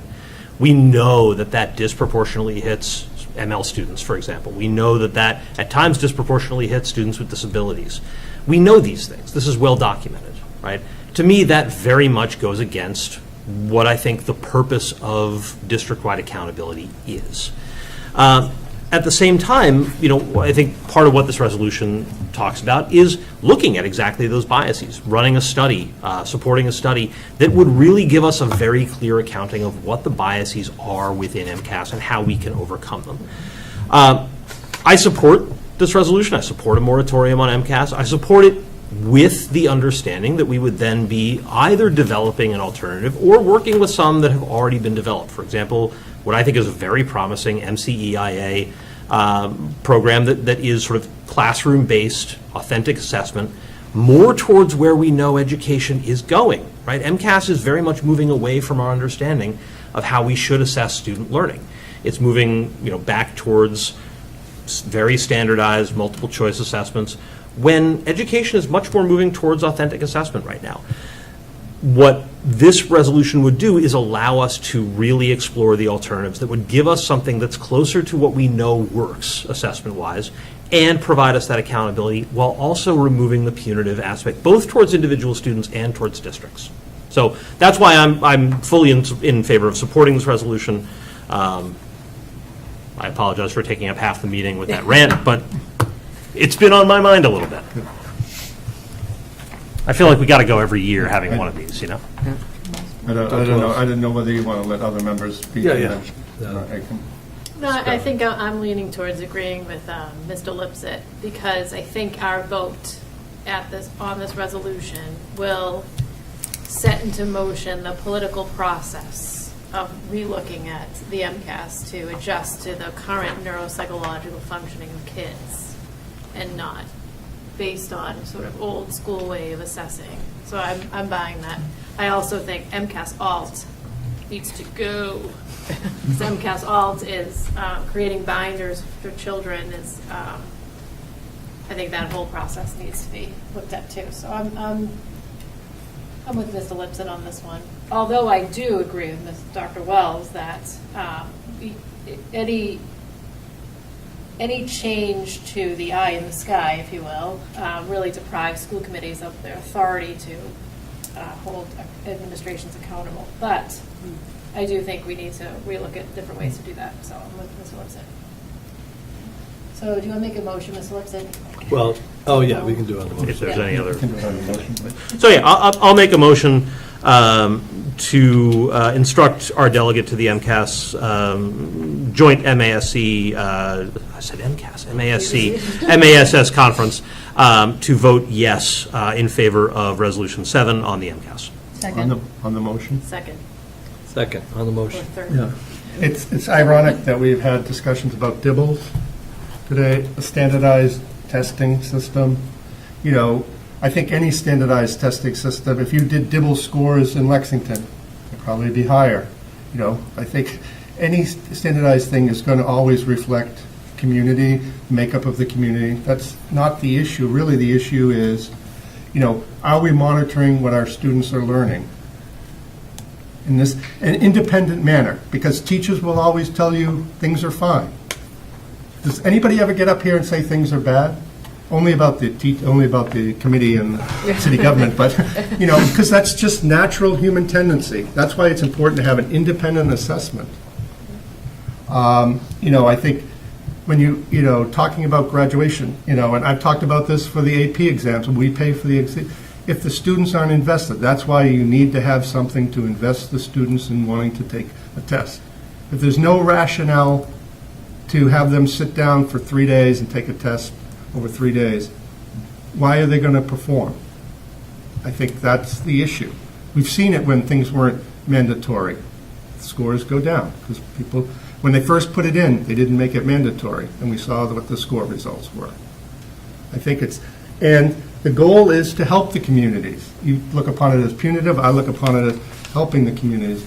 And you talk about the loss of autonomy. Well, maybe if the district isn't reacting to what's happening, then maybe they should look at the leadership in the community. Because that's ultimately where things get done, is by putting funds in and so forth. And the goal of this was to help get more funds into education. How do you think we get support from the city council to show, when we're putting all these resources into the budget? If we can't show them this is why we're doing it, and this is the end result of doing it. And that's what we've done in the last several budget cycles. How are you going to do that in the future if you don't have an independent assessment? Ms. Chisholm. I'm going to be Switzerland here because I agree with both sides. I just think that I hate to have, especially kids that are sophomores in high school, have one test to decide whether or not they're going to be able to graduate. And I know that it's and I differ on the AP test too, but we're not going to beat it up anymore because John won't be here to fight with me. So, but I do think that we need something to grade, and I think that that's something that we need to be able to do. You know, if MCAS isn't it, we have to make sure there's something else to do it, because it definitely is true. That's how we go and say MCAS were failing and the kids were not passing, so we needed to add more support to the classrooms. We needed to bring in more, you know, reading specialists, and whatever we needed to do, we got that support because we had something to show them why we needed it.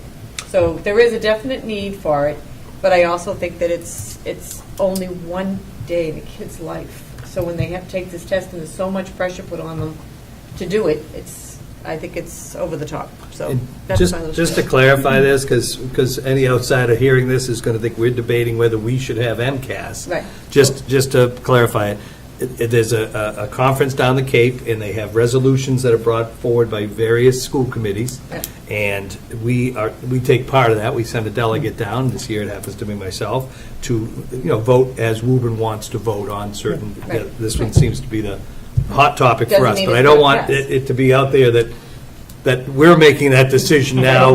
But we are making the decision whether we think it's important. Yeah, we think it's important, but I mean, it's not. I don't want people to think, they decided not Mr. to Chair, have if I may. MCAS. My comment was going to be, could I please read the resolution and so that people at home and the audience in the room will understand specifically what we are voting for.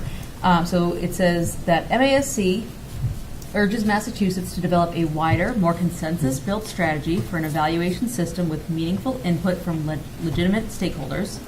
That MASC urges the state legislator to launch a comprehensive evaluation to investigate the extent of biases pertaining to MCAS testing and make these results public. MASC urges Massachusetts to enact a moratorium on MCAS testing effective immediately, and MASC urges Massachusetts to develop an alternative to the high-stakes MCAS tests. So I think that our supporting this doesn't mean they're going to do away with MCAS testing. It says a Still speaking. moratorium. I have the floor. Just a moment. But it says moratorium. Just a moment. We can ask for many things, but it doesn't mean they're going to say, oh, well, this is what everybody wants, we're going to enact a moratorium. I don't think, you ask for many things and maybe you don't get that immediately, but we are saying that what we would support is looking at the biases and developing an alternative to these. I mean, I don't think that the vote on this is going to make it immediately MCAS or no more. So I don't think that our supporting it is going to be problematic for our students in the near future. So I support Mr. Lipset's stance on this situation. On the Thank you. motion, Dr. Wells. Yeah, no, it specifically says a moratorium. I'm saying I would be fine if we did all this other things but kept the MCAS until we develop something. But that's not what they're saying. And that is not what's going to be on the ballot either. This is a precursor to a ballot question. And we know that.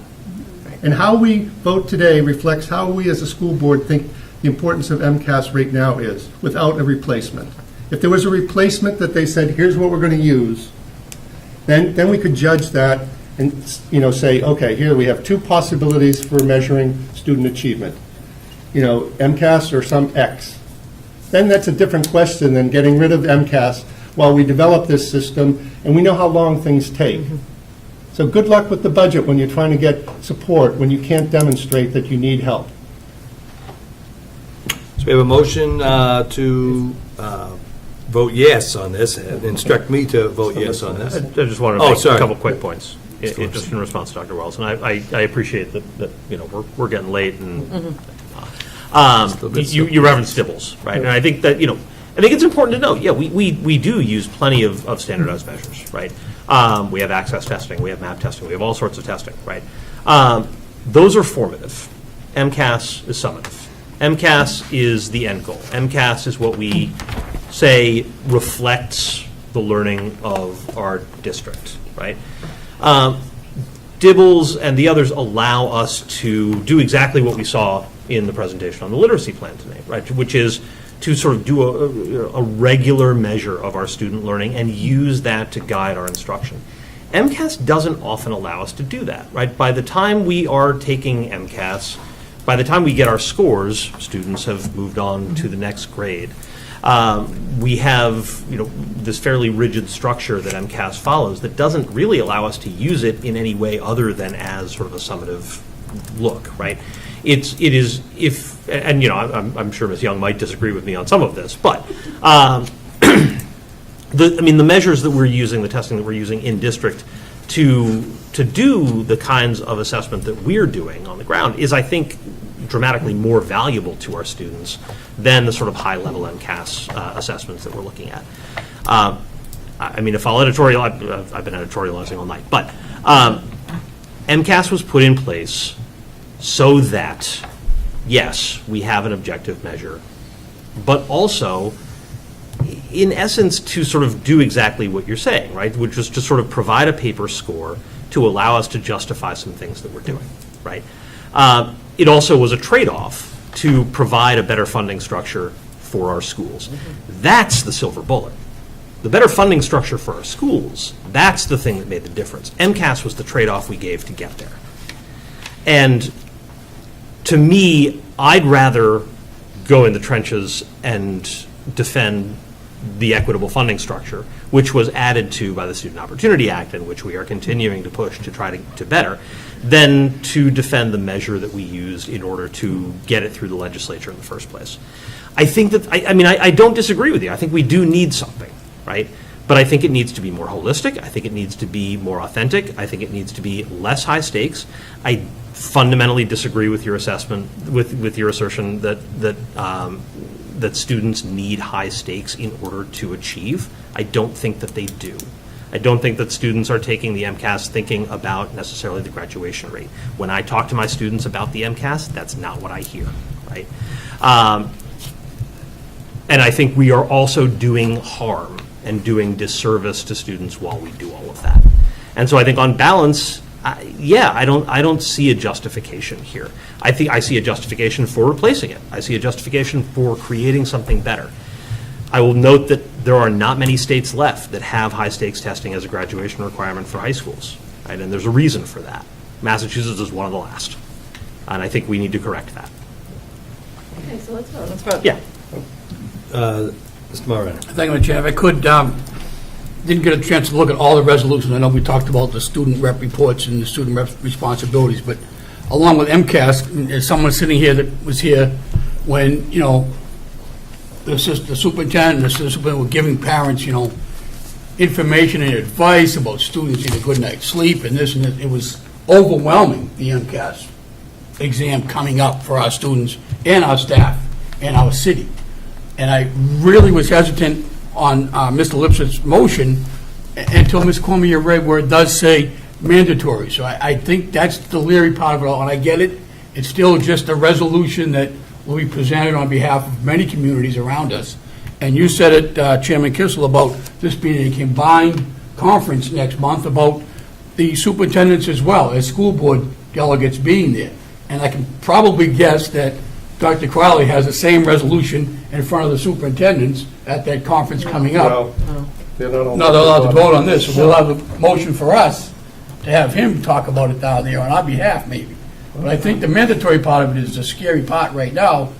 Like anything else, what are you going to replace it with? And let's explore that, so you can say MCAS or perhaps the other option that you suggested, Mr. Lipsett. And at what point do we gather the information and research that option and say to our students and our staff, we're going to do away with the MCAS, we're not going to use this particular benchmark currently to, again, analyze and get the market rate of what we're supposed to get out of it. Again, what are we going to get for that score from the other option? We don't know yet. So I'd be willing to, unfortunately, not favor this motion at this point due to the fact that right now it's still mandatory doing away with it. I'm afraid that, is this someone's gathering point to make it a ballot question down the road without a replacement? That's my fear right now, so I just wanted to make sure I got my point across on that particular matter. So I appreciate the looking into that resolution particularly, so that's my thought on that. Thank you. All right, so we have a motion to vote yes, and all I need is direction, by the way, and a second on that. And do we have a roll call? Feels like Roll we'll call, need a I guess, roll call, yeah. yeah. I'm going to abstain because I'm the one that actually. What? No, you have to vote. You're the You one have to that say. voted. You have to vote. Jesus. They're going down to Oh my vote on our God. I behalf. know it's late, Chris, but no, you have to vote. The chair never, the chair. You're the one who's saying the words. Yeah. This is call the roll. Yeah. Ms. Chisholm. No. Ms. Cormier. Yes. Ms. Crowley. Yes. Mr. Lipset. Yes. Mr. Morenon. No. Dr. Wells. No. So Chris, just don't talk, and then you can just go down there and not say anything. Glad you signed up for that. Full of sound and fury signifying nothing. Here we go. My assumption was I'm being directed, so I'm a no. All right, there you go. Then you're directed. Yeah. Thank you. So what's So it the? failed. So then it fails. Yeah, so we're So you going to vote no. say. So I'll make a motion that we oppose the resolution. Yeah. Second. All in favor? Aye. No. No. Opposed? We'll do a roll Nay. call again real quick. Should be the same number, right? No. So we I would agreed to change. Oh, you changed? Yes. You're no? Yeah. All right, so that's Yeah. 5-2. Yeah. I wanted to give Dr. Wells a good goodbye present. Yeah, that's Like I vote. All right, so that, well, I'm down there, that's how I will vote on that particular one, and I'll look at the rest. And This is, Everything else was Mr. pretty Chairman, much- this is one of the things I will miss about the school career. Mr. Lipset and I disagree about this issue, but we both come at it with what's best for the students, our perception of what's best for the district, so. See what happens in the parking lot. So, people. A firm handshake and thanks, Intelligent I people think. can disagree about things, not necessarily facts, but Absolutely. opinions, so. Don't forget the AP test came up. We're almost out of here. Stop throwing So up. subcommittee reports, Finance Subcommittee. Yes, Mr. Chairman, the Finance Subcommittee met this evening, as it were myself, Ms. Chisholm, Mr. Lipset, the committee members. We reviewed the list of bills, found the list of bills to be in order, and I'll make a motion to approve the list of bills. Second. You have a second? A motion and a second on that. All in favor? Aye. Any opposed? We reviewed the balance of accounts. We had a little discussion about the out-of-district cost, and Ms. Ryan said we're right on track. As you remember, part of the line item is only part of the out-of-district money, and so we're right on track. Even though the out-of-district is showing expenditures, we still have the reserve account and money down at City Hall, so we're still good about that. Ms. Ryan also brought up the needs in the district for some positions, and these are required to meet the mandates for students. And so she presented the need for 5 paras, 1 GAIN teacher, and 1 Wilson reader teacher. And this would be, if the student, if the teacher, if all these personnel got a full year salary, it'd be about $270,000. But obviously, it's going to take time to hire them in the position. So, and currently, there are positions in special ed that haven't been filled. So just, we don't know exactly where all the money is coming from. The mayor's aware of the situation, the need for these positions, but it's crucial that these positions be filled now. So she presented that, and the subcommittee voted 3-0 to recommend to the full committee that these positions be filled, posted. So I'll make a motion that we approve the addition of those 5 positions. Second. We have a motion and second. All in favor? Aye. Any opposed? And we talked about the need at budget time next year, if these positions are added, to remember that going into next year's budget, they weren't in the current year's budget, so we have to start that as a base level for what we need for the district. So just to remind committee members when they're looking at the budget next year. These positions weren't in the original budget, but they were really needed during the year, so we should start that as ground zero. All right, all set? And then we just talked about future items. We're going to talk a little bit about the school lunch program. And one item, we did find out about the money that the City of Woburn, specifically the school department, received regarding settlement with negotiations with the teachers. And that money, although there was a deposit this year, that money's being used to pay expenses for that, but in upcoming years, the leftover money will go to the district to spend on education. Got assurances from the mayor. Any questions for finance? All right, moving on. Communication Policy Subcommittee. We have not met. Excellent. Curriculum and data trends. I second that. No, I'm saying, just like, excellent, like this. Moving on. The next one. Curriculum and data trend subcommittee. I have bad news. We did meet. We met on Friday, October 20th, in the superintendent's conference room at 3:30 p.m. In attendance were myself, Dr. Wells, Mr. Mulrennan, Ms. Young, Ms. Susan Tifo, and Mr. Daniel Rassanen. We talked about, Ms. Tifo presented us with a Fine Arts Department update, looking at encouraging numbers in terms of our enrollment in music programs, chorus and band at both the high school and middle schools. We also got a look at a really exciting elementary theater program, which is getting started under Mr. Thomas, first at the Reeves, I think, and then from there it's going to go through all 7 elementary schools. And we watched a short video, which was fantastic. Kids having a lot of fun. Ms. Tifo also told the subcommittee that WMHS will be hosting part of the METG Drama Fest this year, and I don't know if we have, I don't know if that's public information yet, but okay. Or if we have specific dates on that. It is now. It's breaking news now. Here we go. I don't know the dates, but I'll bring them back to the committee. New WMHS principal Dan Rassanen talked about some recent changes to grading policy at the high school. That includes a grading floor of 50% as a means of preventing student disengagement, providing students with an avenue to work their way out of early failing grades. Dr. Wells asked some questions about how we are going to maintain rigor. And Mr. Rassanen talked about his focus on data collection, on ensuring grade level work in all classrooms, and talked a little bit about his practice of sort of engaging in classroom walkthroughs alongside staff to try to provide an overview. He assured the subcommittee this wasn't an evaluative tool, but one that would sort of support data collection and understanding of what's going on throughout the high school. We talked a little bit about how students will be supported through, how teachers will be supported through these transitions, and sort of the collaborative process Mr. Bassenden outlined there. And yeah, I mean, Mr. Bassenden acknowledged that there's been pushback and questions and discussion about it, but sort of talking about the collaborative approach and that those questions have helped him shape that practice.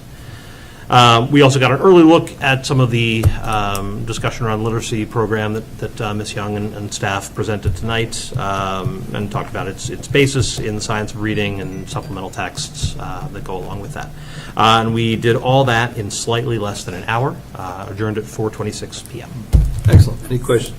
No, Mr. Chairman, it was very nice that the high school principal came and talked to us, because gave some context to what he's doing with, the grading thing, because that was the big thing going out there. But understanding that this is part of his larger plan to increase the rigor, making sure that all the students at certain grade levels are getting that grade level instruction, I think was very helpful.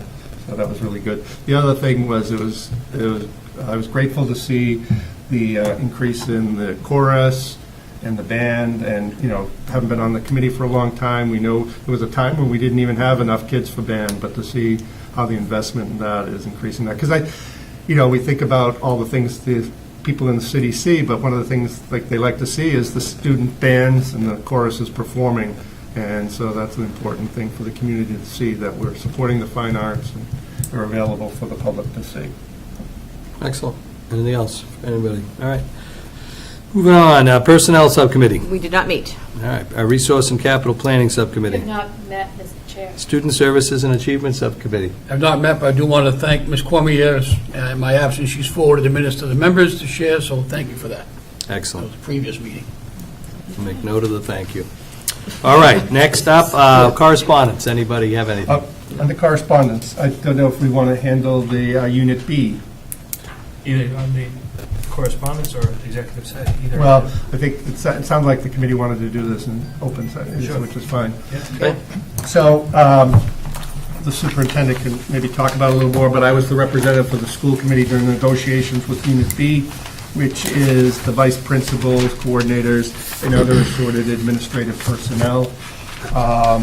We've been meeting for a while now, and we had previously had a memo for this past year, but this is going forward from August 1st, 2023 to July 31st, 2026. I gave overview of the settlement of the agreement at the last executive session.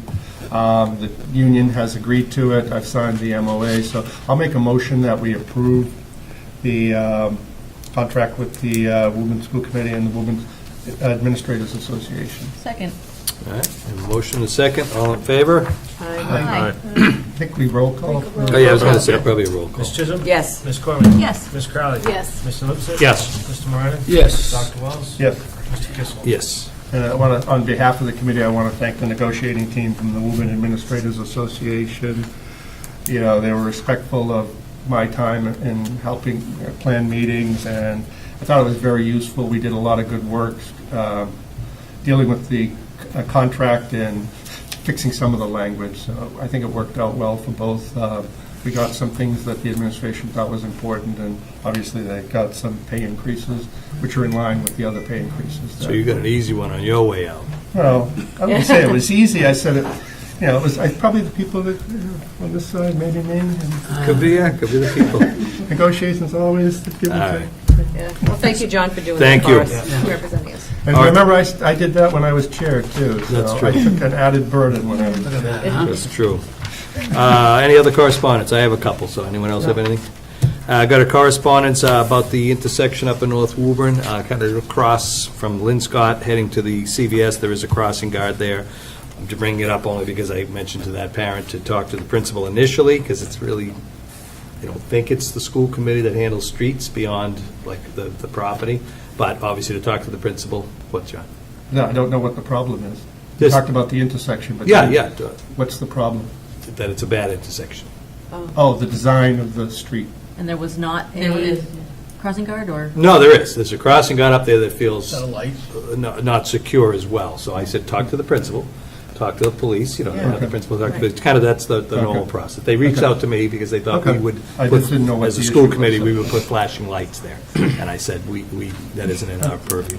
I should probably talk to, because usually school areas, they have flashing lights. Yeah. By code, I think. Yeah, so that was, I just wanted to bring that up. I told them I'd mention it. Someone else mentioned at subcommittee meetings, it's happened in the past, some of the doors have unfortunately been locked, and they've kind of had to work different ways. I know we addressed that a while back, and I know we should probably just kind of make sure that, you know, it is an open meeting, a public meeting. I think we have them usually in the back there. I don't know if it's always here. What else? Oh, another email was that, I guess the Alice program, familiar with that, is... I love you guys. Yeah, with Being phased out. being phased out, and she was very happy with that. Just wanted to comment on that. And we had this one as well. I wasn't sure if we were going to... Sure. All right, so Dr. Altman had sent an email, and I think I forwarded it to everybody. I actually forwarded it to you as well. You weren't attached initially, but you were mentioned in it. I make a motion that goes to the Student Services and Achievement Committee to discuss with the superintendent. Second? Do you want to touch on it as well, just a little bit, real quick? Or whatever. Yeah, if you don't, I didn't know whether it was easier to do it as a subcommittee. I mean, I'm happy to go through subcommittee as well. Yeah, that's fine. I Yeah. think that's fine. All right, and I think that was it for emails, for me anyway. Mr. Moran. Was there one about a gentleman requesting copies of the Oh, yeah. teacher's contract? I forget the gentleman's name. You may have forwarded that to us, all of us. I think yes, I did. Okay. Someone was asking why it was taking so long for the contract to be made public. And because we're still Yeah, but- untangling, we don't have Okay, salary so grids. may I suggest, once we have them all set, we can just post them online, and that way they're available. Which is what we always do it, but I think it's just taking, there's other, like, Couple of steps Mr. still Crowley said, there's involved. still some things This one being... has been of interest. Yes. Yes. That's a perfect, good word. So yes, we did, I did respond to that. Everything you spoke of, does Ms. McLeod have a copy of everything you spoke of, Mr. Chairman? Do you know? I just want to make sure we can make a... It's available. I just want to make sure that... Got to me. We put them in as part of the permanent record, so... I will forward what I don't have as an email, but otherwise email, I know. Ms. McLeod. Well, I'm saying Jen would know that it is on record and she Oh, can get okay. copies, yeah. Future agenda items, anything? Good? Executive session, we are heading into that for another purpose, or are we done with? Just briefly. Oh, briefly, okay. I'll make a motion to go into executive session. For what purpose? Conduct, can I read it? Oh, no, but I didn't know if it was something new. All right. To conduct strategy sessions in preparation for negotiations with non-union personnel, Okay. or to conduct collective bargaining sessions with contract negotiations with non-union personnel. Second. What happens when I'm left out of the previous one? All right, so we have a roll call, please. Ms. Chisholm? Yes. Ms. Cormier? Yes. Ms. Crowley? Yes. Mr. Lipset? Yes. Ms. Moran? Favor. Dr. Wells? Yes. Mr. Kissel? Yes. All right. All right.